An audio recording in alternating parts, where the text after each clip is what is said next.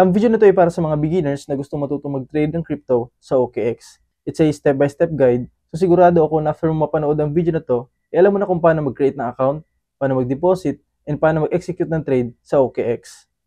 And be sure na panoorin mo ng buo yung video kasi may 3 important tips ako para sa inyo. So tara, simulan na natin. So unang step natin is to create an account and set up the security. So punta lang tayo sa okx.com. And then dito click lang natin itong sign up. And make sure na nakaselect ang Philippines. And if hindi pa, click mo lang itong drop down arrow. And then search lang natin ang Philippines. Then click lang natin. And then click lang natin itong checkbox. Then click next.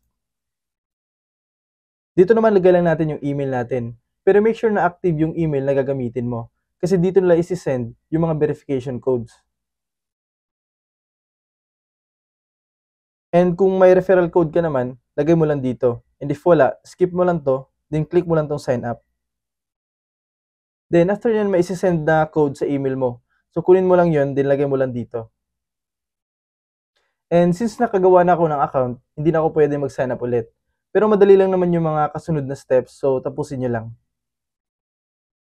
Then after natin mag-sign up, hover over lang dito sa profile icon. And then click lang natin itong security. And then dito, iset up lang natin itong mga authentication methods. Since nakagawa na tayo ng account and naset up na din natin yung security, pwede na tayo mag-deposit. So hover over lang dito sa buy crypto. And then click lang natin itong P2P trading. And then click P2P trading. Dito naman, iisa-isahin natin yung bawat parte para maintindihan nyo ng mabuti. So first is the buy or sell. So mamili lang tayo kung ano yung gusto natin gawin. And since kailangan natin bumili ng crypto, click lang natin itong buy. Next is kung anong crypto yung bibilhin natin. So click lang natin itong drop down arrow. As you can see, maraming options na pwede natin pagpilian. Pero I highly suggest na USDT yung pipiliin natin kasi it's a stable coin and yung price na is nakatied sa US dollar. So click lang natin to. Next is the amount. Make sure na nakaselect ang PHP. And if hindi pa, click mo lang itong drop down arrow. And then search lang natin ang PHP. Then click lang natin. And then dito naman, lagay lang natin yung amount na ibibili natin ng USDT. So sa akin is 3,000. Next is the payment method. So click lang natin to. And yung gagamitin natin na payment method is GCash. So search lang natin dito. Then click lang natin. So ngayon pwede na tayo mamili ng merchant na gusto natin. Dito makikita natin yung name ng bawat merchant, yung stats nila, and yung price ng USDT na binibenta nila. And dito makikita din natin yung available USDT na bawat merchant, yung minimum and maximum limit, and then yung payment methods na available sa bawat merchant. So sana malinaw sa inyo yan. Then after natin makapili ng merchant, click lang natin itong buy. Dito naman sa UPay, lagay lang natin yung amount na ibibili natin ng USDT.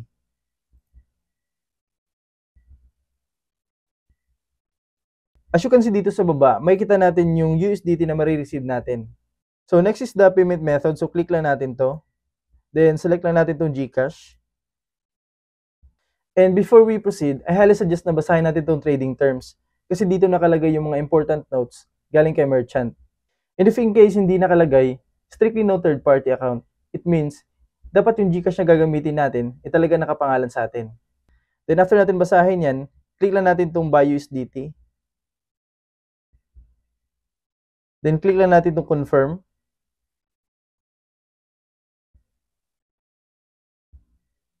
Then click lang natin itong checkbox. Then click OK. Dito sa taas makikita natin, meron tayong timer. So dapat masend natin yung payment within 15 minutes. And dito naman sa gitna, makikita natin yung GCash name, yung GCash number ni merchant. Para masenda natin yung payment, open na natin yung GCash app. Then click lang natin itong send. Then click express send. Then dito lagay lang natin yung GCash number ni merchant. Then amount. Turn off lang natin to. Then click next. Dito naman double check lang natin yung GCash name and GCash number ng merchant. Then click lang natin itong checkbox. Then click send.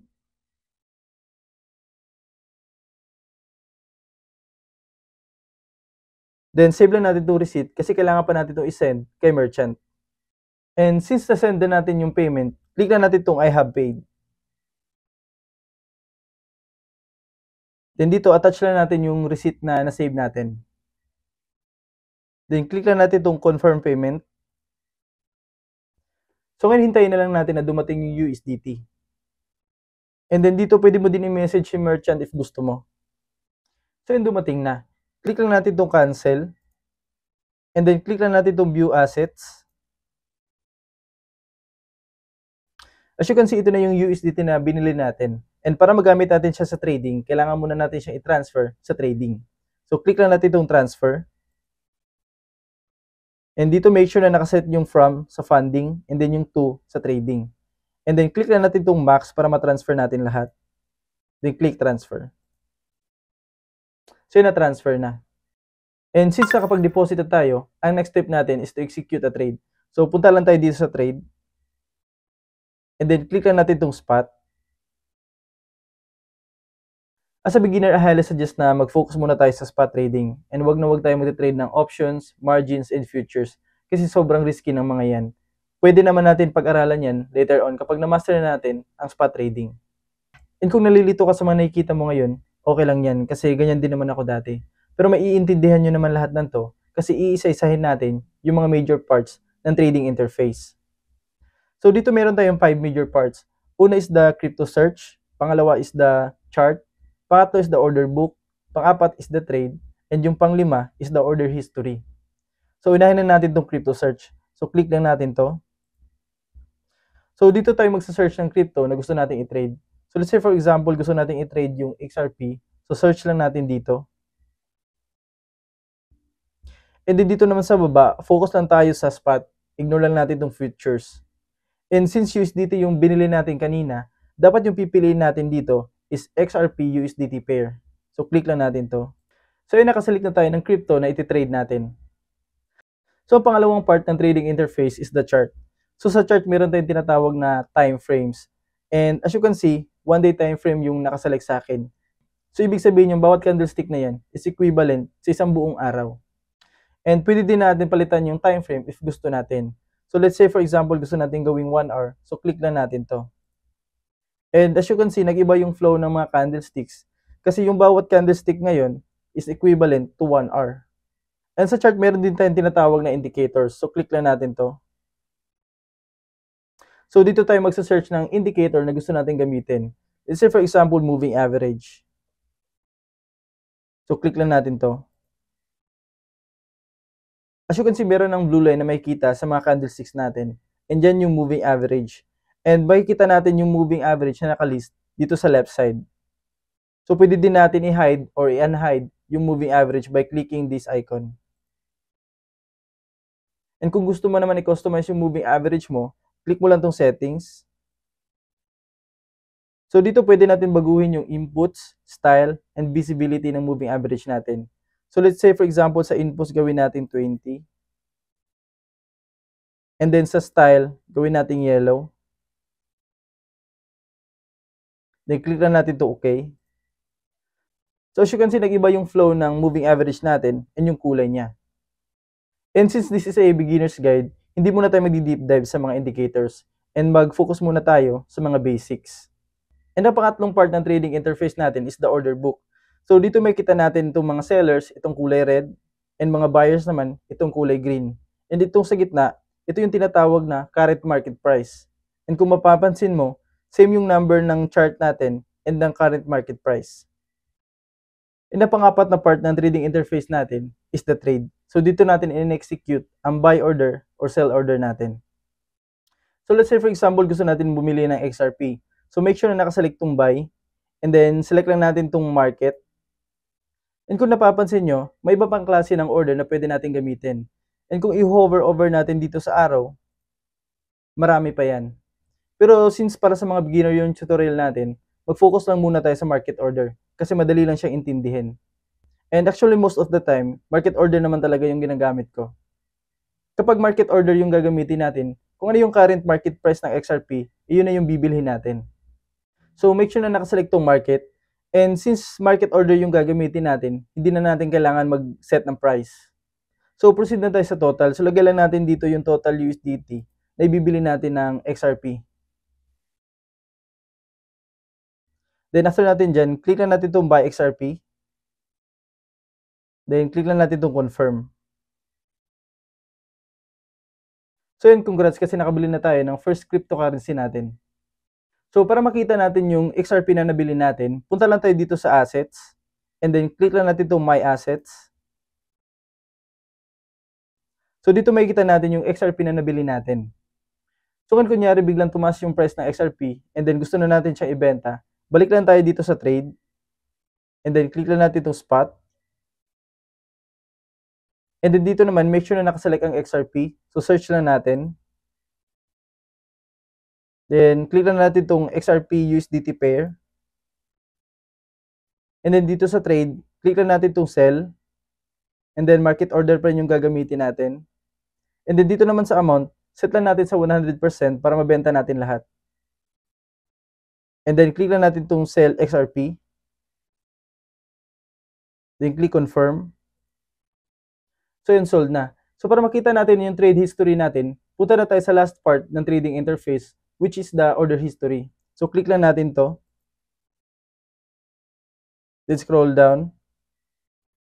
So dito makikita natin yung buy order and sell order natin. So mahalaga itong order history kapag magre-record tayo ng mga trades natin. And kung seryoso ka talaga sa trading, I highly suggest na mag-create ka ng trading journal. Kasi dyan mo i-record yung mga trades mo. And by doing that, madali mo lang mako-correct yung mga mali mo and mas mamamaster mo yung execution ng mga winning trades mo. So unang tip natin is to start small.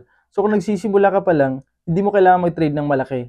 And kapag sinabi natin malaki, nakabase yan sa financial status mo. So let's say for example, para sa'yo malaki na yung 10K. E di hatiin mo. Pwede ka naman mag-start ng 5K. And kung para sa'yo malaki pa yung 5K, e di bawasan mo ulit. Ang importante kasi dyan, natututo tayo sa bawat trade natin. Second tip natin is to do your own research. As a trader, dapat mabilis tayo mag-decide and mag-execute ng trade. So hindi pwede nakarely tayo sa kung kanino man. Sabi nga nila, be an independent trader. And ang kagandahan kapag naging independent trader tayo, aside sa pagiging efficient, hindi na tayo maha-hype ng kung sino man. And the last one is find your own style, then master it. So maraming trading styles na pwede natin pagpilian. May day trading, scalping, swing trading, and marami pang iba. So hanapin mo yung trading style na babagay sa profile mo. Sabi nga ni Sir Mark Minervini, hindi mo kailangan masterin lahat ng styles para maging isang successful trader. And sa katunayan, sobrang hirap masterin ng isang style. How much more kung pagsasabayin pa natin. So yun lang, sana may natutunan ka sa video natin ngayon. And kung may tanong kayo, comment nyo lang sa baba and susubukan kong sagutin yan. And kung seryoso ka talaga sa pagiging isang crypto trader, consider subscribing sa channel natin para updated ka sa mga bagong videos na i-upload ko. And sabay-sabay tayong matuto dito sa channel natin.